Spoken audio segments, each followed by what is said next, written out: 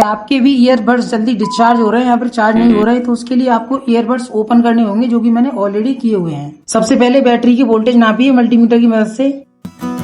First earbud battery की voltage तो काफी लो बता रहा है। अब सेकंड ईयरबड्स बैटरी की वोल्टेज नापते हैं, वो कितने बताता है। उस वोल्टेज को अच्छे से नोट कर लेना। इसके वोल्टेज बता रहा है समथिंग 2.92 या 2.93 समथिंग वोल्टेज बता रहा है। अब इसके वोल्टेज को हम लोड के साथ नापेंगे, जो कि हमारा 1 वाट 10 ओम्स का रेजिस्टेंस होगा। इसका क्या है कि इसके ऊपर ऑलरेडी मैं प्रॉपर एक वीडियो बना चुका हूँ, जिससे क्या है बैटरी की इंटरनल रेजिस्टेंस यानी कि कैपेसिटी इजीली पता कर सकते हो, चाहे आपकी बैटरी हो 3 वोल्ट 9 वोल्ट या 12 वोल्ट या फिर उससे भी एक्स्ट्रा वोल्टेज की। सबसे पहले इसमें कोई प्लस माइनस नहीं होता है। इसकी प्रूफ को आप मल्टीमीटर की आउटपुट की प्रूफ में इजीली कनेक्ट कर सकते हो, जैसे इस तरीके से मैं कर रहा हूँ। यहाँ पर प्रूफ आपको प्लस वाले या माइनस वाले पे कहीं पे भी कनेक्ट अटैच करके इसके वोल्टेज नापने हैं। रजिस्टर को प्रोब के साथ इस तरीके से कनेक्ट करना है, जैसे मैंने किया है। अब इसके वोल्टेज नापते हैं।